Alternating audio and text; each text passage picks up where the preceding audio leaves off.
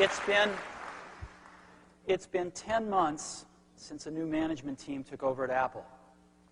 People have been working really hard. You can see a lot of cars in the parking lots on nights and the weekends. And because of their hard work, I'm really pleased to report to you today that Apple's back on track.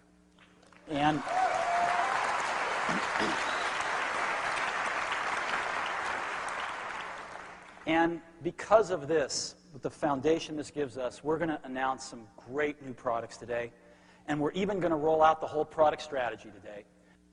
Before we do that, I just want to spend a few minutes and take you through some examples of how Apple is back on track. The most important thing, of course, is people. Apple's got now a very wise board of directors. Apple's got a very strong senior management team. I would hold the senior management team at Apple up against any other in the industry.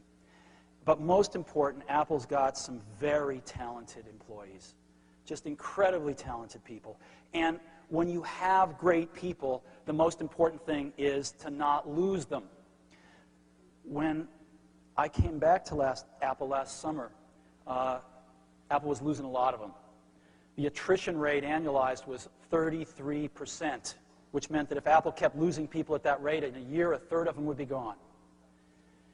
And I'm very pleased to say that 10 months later, the attrition rate is 15%. And that is under the Silicon Valley average today. And that's a very good sign. And part of that is because people now see how Apple can win again. Another part of that is because we've made Apple a much more entrepreneurial place. All of the key employees have lots of stock options. Another key thing that we've done is distribution. We've made a lot of changes in the way Apple distributes its products, a lot of tune-ups across the distribution system. And of course, one of the bigger ones was at the national level, partnering with CompUSA. They're the biggest, and they decided to reinvest in Apple, and it's worked out great. As you know, they put an Apple store within a store in each of their approximately 170 stores throughout the US. When we started this program, Apple represented 3% of the CPU revenues sold by CompUSA.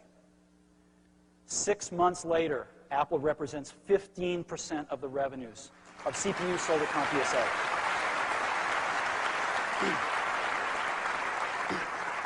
Another area that we can gauge to see Apple's health is the internet. Apple.com. How many people are interested in Apple? Now, we've got over 20 million active customers. They might be interested in coming to our website. We have tons of prospective customers who might be interested, a lot of suppliers, a lot of software developers, a lot of competitors. And so this taken together can give us a general thermometer of what is the interest level of people about Apple. And we've invested a lot into the website and a lot into the award-winning Apple Store, which is the gold standard of e-commerce now on the web. And a year ago, we had 1 million hits per day. Now, the average visitor clicks about 5 to 10 times, so that's 100 to 200,000 visitors per day. Today, 9-10 months later, we have 10 million hits a day on the website. That's 1 to 2 million visitors a day coming to the Apple website. And they're coming because they're interested in Apple. Growth. The quarter that ended December, IDC reported that Apple had a 3.4% market share. The quarter that ended in March, we actually grew our market share 15% to 4%. Now, we're not thrilled with 4% market share, but if we can grow our market share 15% every quarter, we will see it going in the right direction, which it is now. And I think we expect it to rise quite a bit more based on some of the things you're going to see here today, but it is now going in the right direction again. And finance. We have some pretty ambitious plans. We want to develop a lot of great products. We want to market them. It takes money. And our customers need to know that Apple's going to be here 10 years from now. Well, we were able to turn the company around to profitability. The first quarter, the management team was in place. And the quarter ending December, Apple turned a profit of $47 million. The last quarter, we turned a profit of $55 million. So the company has made over $100 million in the last 6 months in a very turbulent time in the industry when other companies are breaking even or even losing money. And I think that's a great accomplishment for the company. In addition to that, the company is growing cash. We increased the cash to $1.6 billion by adding $100 million in the quarter that ended December. And for the last quarter that ended at the end of March, $200 million more was put in the bank. This is really important. And lastly, last July, if you took the number of shares outstanding and you multiplied it by the stock price, the company was worth $1.8 billion. We've added $2 billion to the worth of the company since then, and I think it's just getting going. So these are some indications about how Apple is back on. So we went back to Business School 101, and we said, what do our customers want in our products? What kind of products do they want? And they wanted two fundamental kinds of products. They wanted consumer products, and they wanted pro products. Our design and publishing customers primarily wanted the pro products. Our education customers primarily wanted the consumer products. But they also wanted two different kinds of each one, desktop and portable. And we looked at this and we said, now, this looks pretty simple, but we couldn't find a way to come up with anything else that captured what they wanted as succinctly and as clearly as this. We said, finally, this is it. We've got to make 4 great products, and we can meet the needs of what our customers are telling us they want. And we've spent the last 10 months working like crazy to try to do just that. So the first one was the desktop pro product, right? The core of our publishing market. And of course, we introduced that product in November based on the G3 chip. It's a Power Macintosh G3. And we've had exceptional success with this product. We've sold over 500,000 of these in the first 6 months of the product's life, making it the most successful new Mac in Apple's history.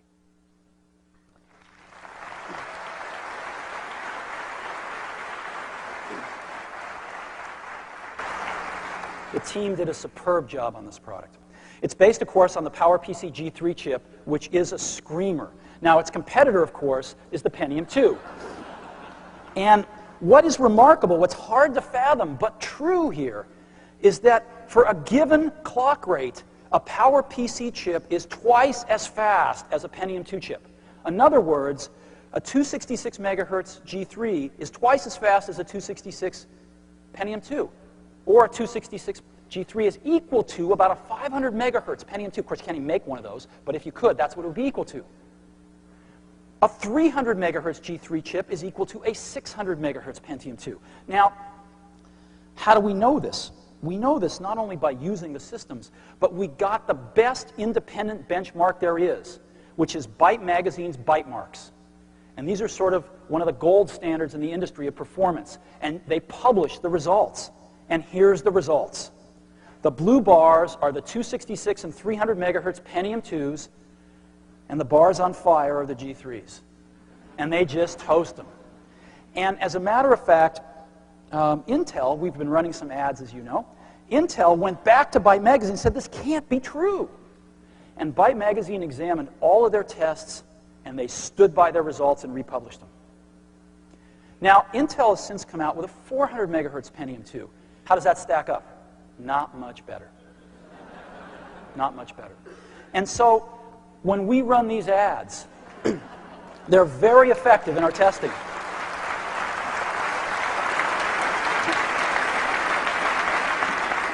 And they're effective because they're true. We are extremely happy today to introduce a totally new PowerBook G3. This thing has been redesigned from the processor to the keycaps, and it is going to set the new gold standard for portables out there. It is hot. It's also very beautiful. This is a side profile here, and this is what it looks like from the back. The back of this thing even is gorgeous. And, oh, one other thing. It eats Pentium notebooks for lunch, too. And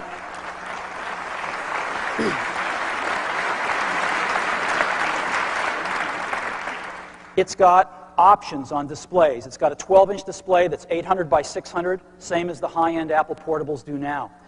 But it goes further. For the first time in Apple portables, it goes beyond 12-inch displays to a 13-inch 1024 by 768 display, and that same resolution in a 14-inch display. 12, 13, and 14.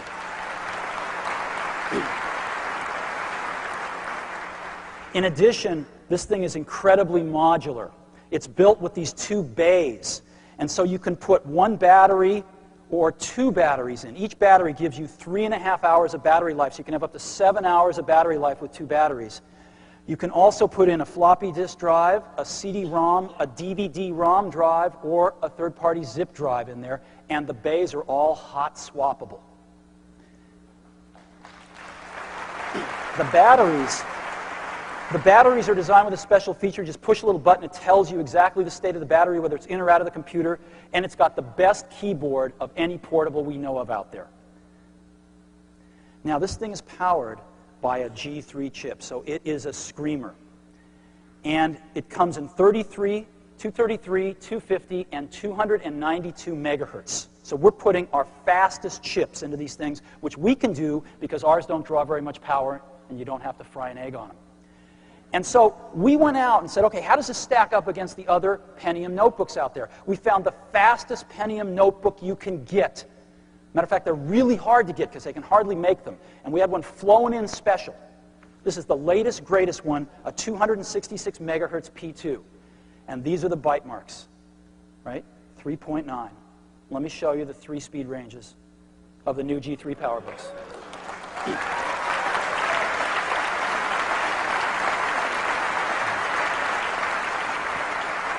So I'd like to invite Phil Schiller, our Vice President of Worldwide Product Marketing, on the stage to help me with some demos. Phil? Hi, Steve. Good to see you.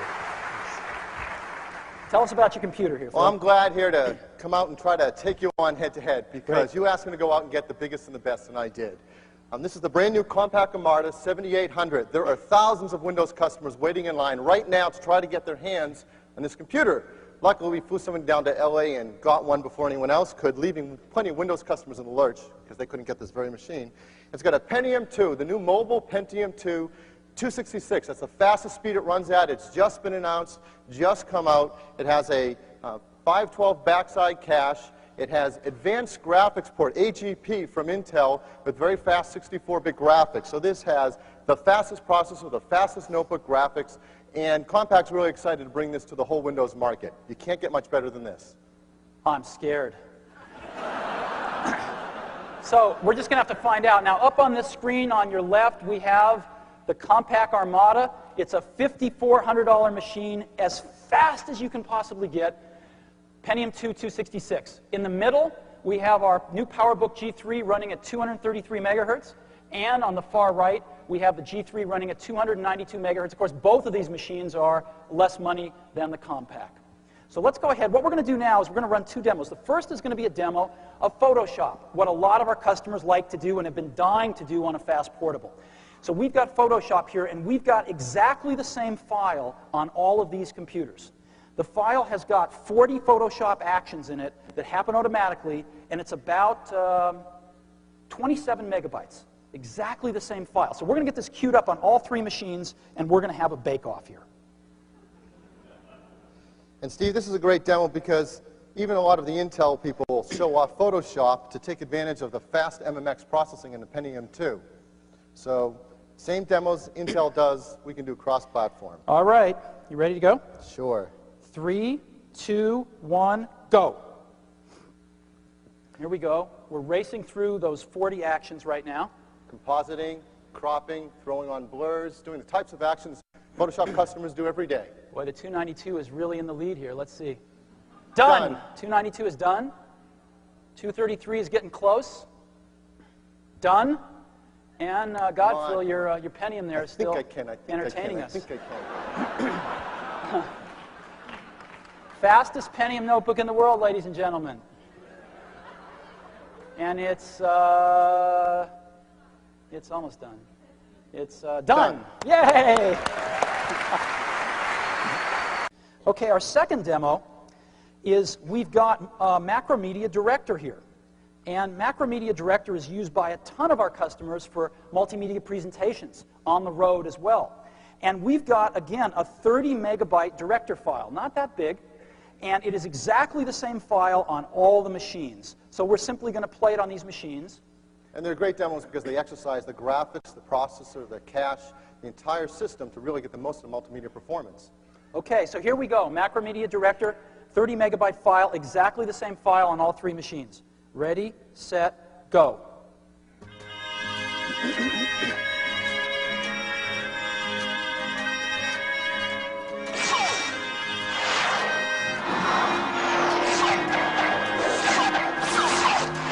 Come on.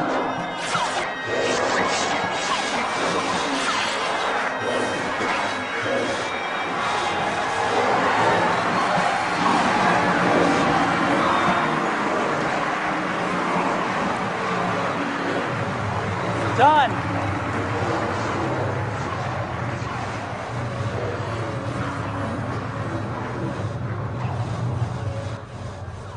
Done.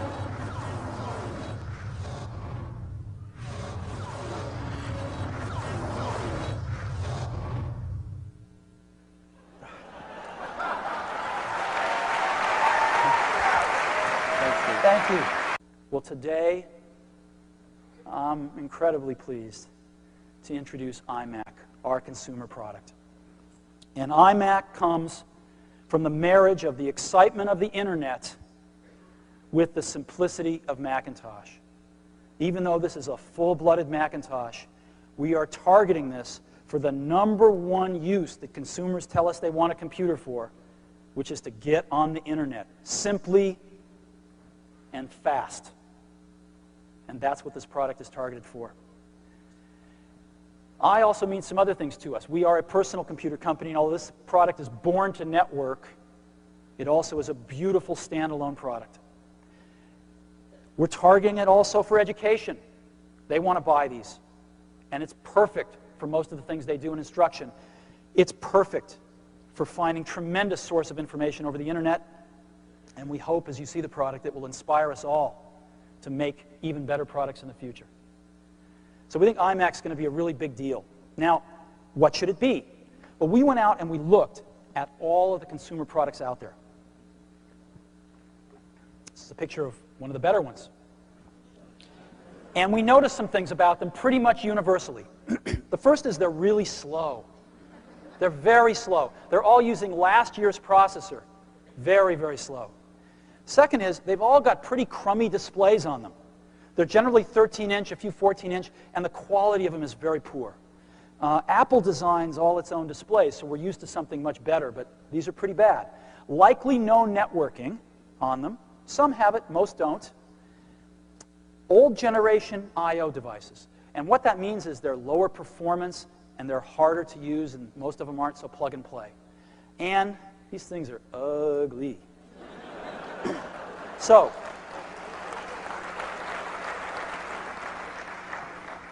let me tell you about iMac. We decided to make this thing fast. So we decided to put in a G3 processor running at 233 megahertz. We debated this quite a bit because there were cheaper, slower things we could have used, and we said, no, this has got to be the computer that we want on our desk too. A G3 running at 233, and we didn't forget the cache. It's got a 0.5 megabyte L2 backside cache on it. This thing screams, as you'll see in a minute. On displays, we said, what is the largest display that you'd ever want in one of these in a consumer computer? And the answer to us was a 15-inch display running at 1024 by 768. Let's go ahead and build in the best in every product. And let's have our display engineers engineer it, and it's gorgeous. It is an Apple quality display that we are very proud of. Let's go ahead and put a lot of memory in this thing. 32 megabytes standard. It's expandable to 128. 4 gigabyte disk drive, 24x CD-ROM. And let's build in a lot of communications. This thing's got 100 megabit Ethernet as standard. Now why? Because a lot of our education customers want to put these high-speed networks in, and because we're seeing it in homes. Approximately 10% of the homes in Silicon Valley now have Class 5 wiring in them. We're starting to see lots of home networks emerging. A fast modem and also 4 megabit infrared built in. You want to beam your digital photographs in from your digital camera, built into every product. We are going to the new generation of I/O. 12 megabit universal serial bus, 2 ports. We're leaving the old Apple I/O behind. Stereo surround sound built into every product, and a great, great keyboard and mouse. Now, This is what they look like today. And I would like to take the privilege of showing you what they're going to look like from today on. This is iMac.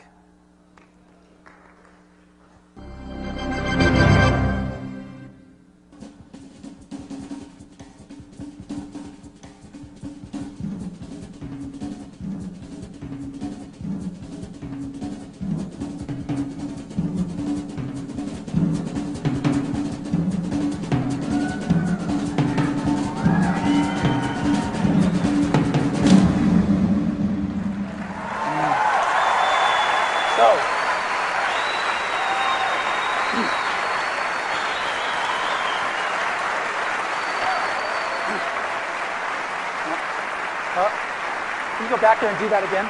Go back and come back.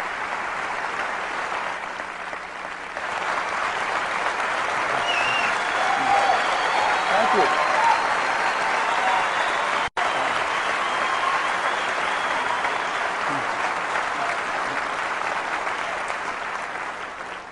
So if I can get this screen switched over, we've got a wireless camera here, and I'd like to show you what this thing looks like. Come on in. You got to see this thing in person, but I'll do the best I can with video. This is iMac. The whole thing is translucent. You can see into it. It's so cool. We've got stereo speakers on the front. We've got infrared right up here. We've got the CD-ROM drive right in the middle. We've got dual stereo headphone jacks. We've got the coolest mouse on the planet right here. Come on around. All of the connectors are inside one beautiful little door here, the Ethernet, the USB stuff. Around the back, we've got a really great handle here. The back of this thing looks better than the front of the other guys, by the way. And then around the side. So let's take one more swing around it so you can see. This is what it looks like. And again, you've got to see one of these things in person. Great.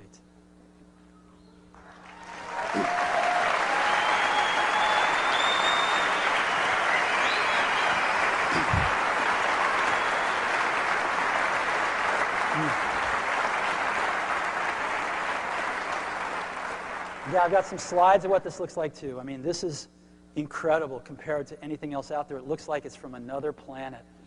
And a good planet. A planet with better designers. Look at this keyboard. It's so nice. 2 universal serial bus connectors on either side, so you can plug the mouse into whichever one you want, whether you're right or left-handed, and you have the other one for peripherals. Look at this mouse. It's the most wonderful mouse you've ever used. Tell us about your computer, Phil. Well, as Steve mentioned, we went out and got the hot new compact Presario 4540, and it does have an AMD K6 233 megahertz MMX optimized processor with a 256K pipeline cache on it. In fact, Compaq advertises this as a third faster than most all other 233 megahertz products. And of course, we have a 233 megahertz product too, and we'll see if it is a third faster. But this is the best thing you can buy in this class of products, and customers are just eating them up. Well, great. Well, I have an iMac. And so why don't we put them through their paces?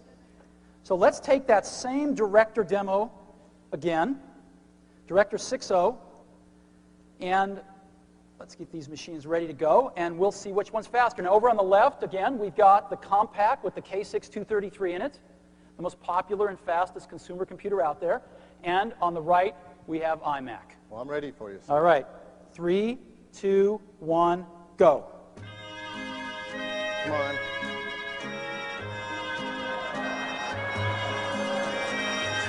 It's playing.